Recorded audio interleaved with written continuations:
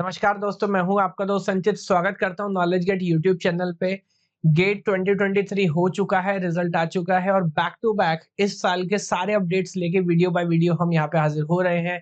और अभी बात करेंगे आईआईटी हैदराबाद की। आई नो आईआईटी हैदराबाद के लिए बहुत बच्चे इंटरेस्टेड हैं, क्योंकि यहाँ पे अपार्ट फ्रॉम गेट एक सेपरेट एग्जाम भी आईआईटी हैदराबाद कंडक्ट करता है फॉर एमटेक। तो क्या डिटेल्स हैं, अगर गेट के थ्रू जाते हैं तो क्या कट ऑफ होगा, रिटन टेस्ट होगा कि नहीं होगा, वो सारी डिटेल्स बताएंगे। और लास्ट ईयर के क्या कट ऑफ्स थे, डायरेक्ट एडमिशन अगर लेना चाह रहे हैं तो किस नंबर तक एक्सपेक्ट किया जाता है, वो सारी डिटेल्स यहाँ पर होंगी। अगेन बोल रहा हूँ, जो लोग नेक्स्ट ईयर के लिए प्रिपेयर कर रहे हैं, they must also go through the entire video, क्योंकि क्या क्या स्पेसिफिकेशंस और जो बारीक बारीक वाली बातें हैं ना, मेरी ब्रांच मैकेनिकल है, मैं अप्लाई कर सकता हूँ कि नहीं कर सकता, या मैंने एमसीए किया हुआ है, बीसीए किया हुआ है, एमएससी कंप्यूटर साइंस हूँ, कर सकता हूँ कि नहीं कर सकता, सारी डिटेल्स हम यहाँ पे कवर कर रहे होंगे। तो आई गो वन बाय वन।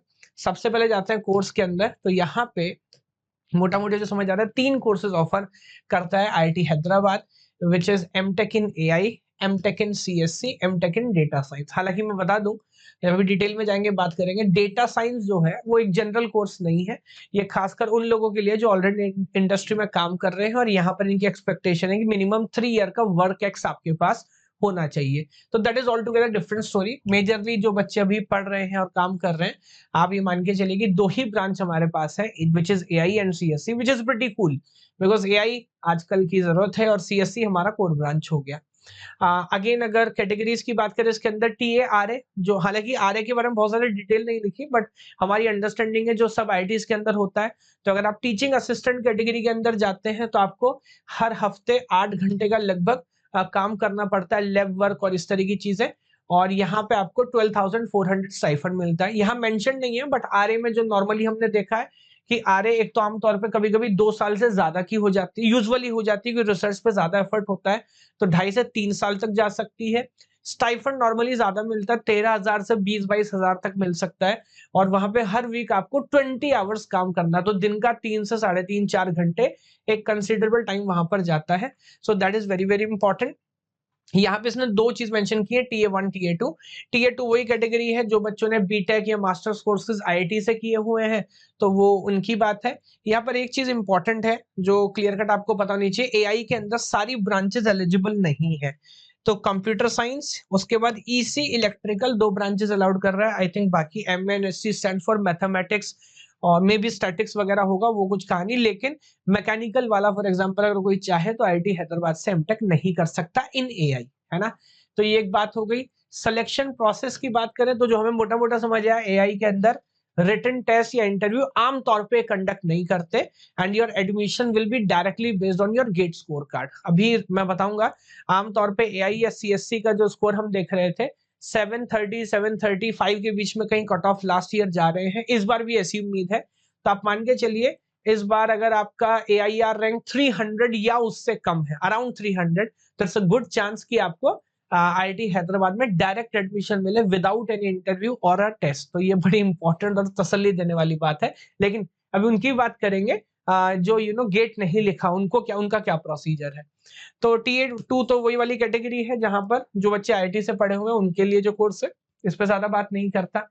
अब ये जो है एआई सेल्फ स्पॉन्सर्ड मतलब अगेन जिनके लिए सेपरेट टेस्ट कंडक्ट कर रहे हैं, तो 2-3 क्लैरिफिकेशन इन्हें दिए ताकि बच्चों के मन में कुछ वो ना रहे। पहली बात, रिटन टेस्ट होगा आपका, जिसके बेस में शॉर्टलिस्टिंग होगी, then you will have a interview, है ना। गेट की इसमें कोई वैल्यू नहीं है, आपने अगर गेट नहीं भी लिखा तो भी आप अप्लाई कर सकते हैं, बट अब आपको स्कॉलरशिप नहीं मिलेगी। जो स्टाइफंड है 12,400 का, ये नहीं मिलेगा। अब कुछ बच्चे होंगे, सर हमने गेट लिखा है, मे बी जैसे उन्होंने क्लियर कट बोला कि गेट क्वालिफाइड भी अगर आपका है तो उस बात से कोई फर्क नहीं पड़ेगा, है ना। तो आपने गेट लिखा, मे बी आपकी 1000 रैंक आई है, लेकिन आपने ये टेस्ट सेपरेटली क्रैक करके एडमिशन लिया, तो भी आपको यहाँ पे स्टाइफंड जो है वो नहीं मिलने वाला है। डिग्री एकदम सेम होगी, कैंपस प्लेसमेंट में कोई पार्शियलिटी नहीं होगी, आपको ही बैठने दिया जाएगा। ऐसा नहीं कि वो गेट वाले बच्चे तो उनकी लाइन अलग लगी हुई है, एवरीथिंग विल बी सेम। और मिनिमम परसेंटेज क्राइटेरिया जो यहाँ नजर आ रहा है वो है 70%। तो ग्रेजुएशन में आपका 70% और अबव होना चाहिए, तब आईआईटी हैदराबाद का आप सेपरेट फॉर्म फिल कर सकते हैं, जैसा हम यहाँ पे देख पा रहे हैं। उसके बाद बाकी टीए वो सब है, हॉस्टल में इन्होंने अलग से मेंशन कर दिया, बट आई डोंट थिंक कि ये कोई क्राइटेरिया हो गया कि जो बच्चे गेट के थ्रू आए उन्हें हॉस्टल मिलेगा नहीं मिलेगा, क्योंकि कैंपस नया है। बच्चे आमतौर पे एकदम बढ़ जाते हैं, तो सबको हॉस्टल नहीं मिल पाता, और ये इनकी नहीं, बहुत सारे आईआईटीज की कहानी है। तो विद टाइम खैर जब कैंपस ग्रो होगा तो आई थिंक ये प्रॉब्लम चली जाएगी। ये जिसको बोल रहे हैं स्पॉन्सर्ड, ये वही जो बच्चे गेट के थ्रू आ रहे हैं उनकी बात कर रहे हैं। बाकी ये जो बच्चे सेपरेट एग्जाम के थ्रू आ रहे हैं उनको ये बोल रहा है सेल्फ स्पॉन्सर्ड। और इसमें कैटेगरी वो भी है, हर आईटी के अंदर कोटा होता है पीएसयूज का, गवर्नमेंट एजेंसीज का, जो लोग उनके बिहाफ पे एमटेक करते हैं, ये उसके बारे में है। और एमटेक कंप्यूटर साइंस की बात कर रहे हैं तो तीनों लोग यहाँ अप्लाई कर सकते हैं। तो सीएससी में भी दोनों चीजें हैं। इसका मतलब आप पेपर लिख के भी आ सकते हैं और आप डायरेक्ट गेट स्कोर पे भी आ सकते हैं। और अगेन अगर गेट उस पे आएंगे तो गेट क्वालिफिकेशन आमतौर पे इज गुड, अदरवाइज फिर आपको पूरा रिटन टेस्ट इंटरव्यू से होके जाना पड़ेगा। ये कुछ इनकी अपनी 3 ईयर का एक आइडिया है। एक ये है प्रोजेक्ट स्पॉन्सर्ड, ये कुछ मेन स्ट्रीम कैटेगरी ने स्टूडेंट वाइज। आप अगर बहुत ज्यादा इंटरेस्टेड है तो इस पे होमवर्क करिएगा, वरना मत करिएगा।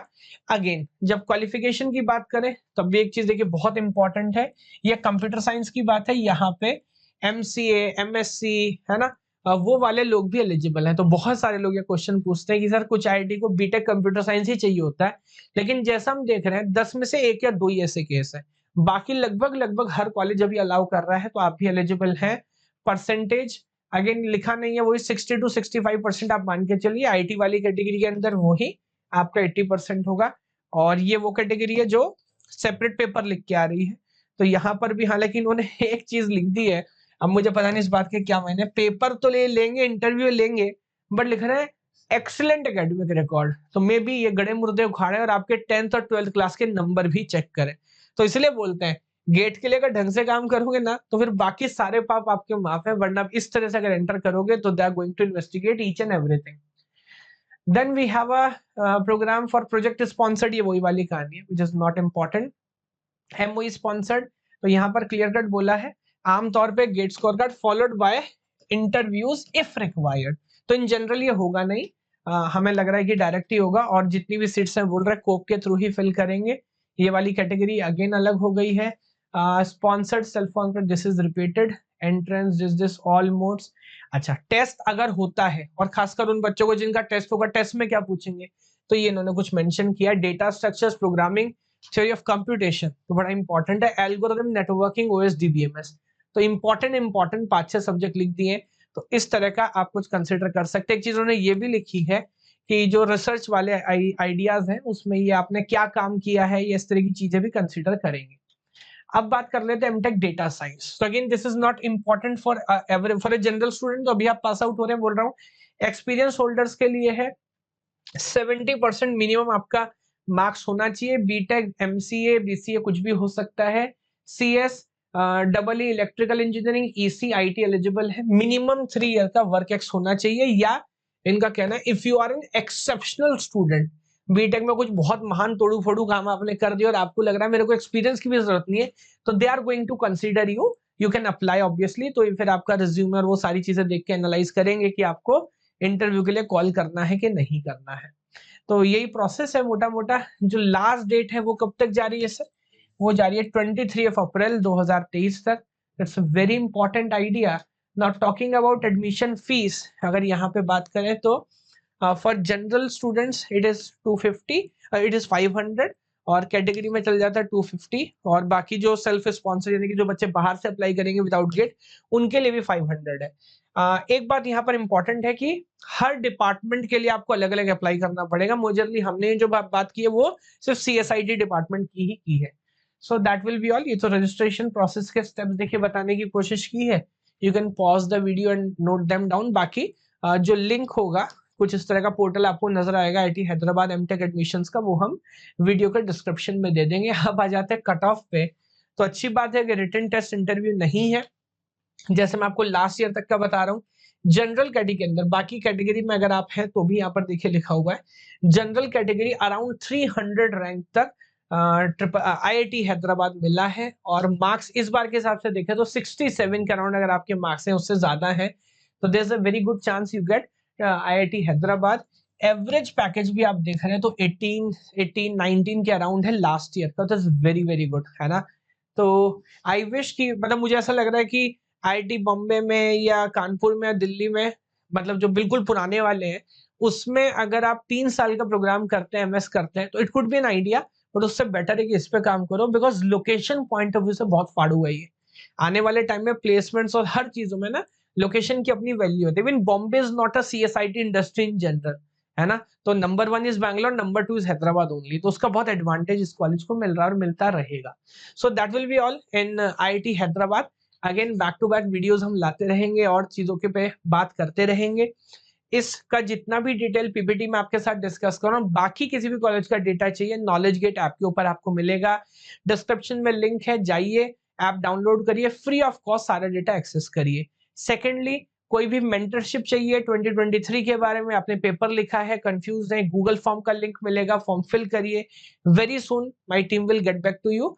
और आपको क्या एडवाइस कर सकते हैं, कॉलेज वाइज बहुत सारे डेटा हम कलेक्ट कर रहे हैं, उसके ऊपर बात कर सकते हैं। यस, चलिए, थैंक यू सो मच। भगवान आप सभी को खुश रखे। जय हिंद, जय भारत।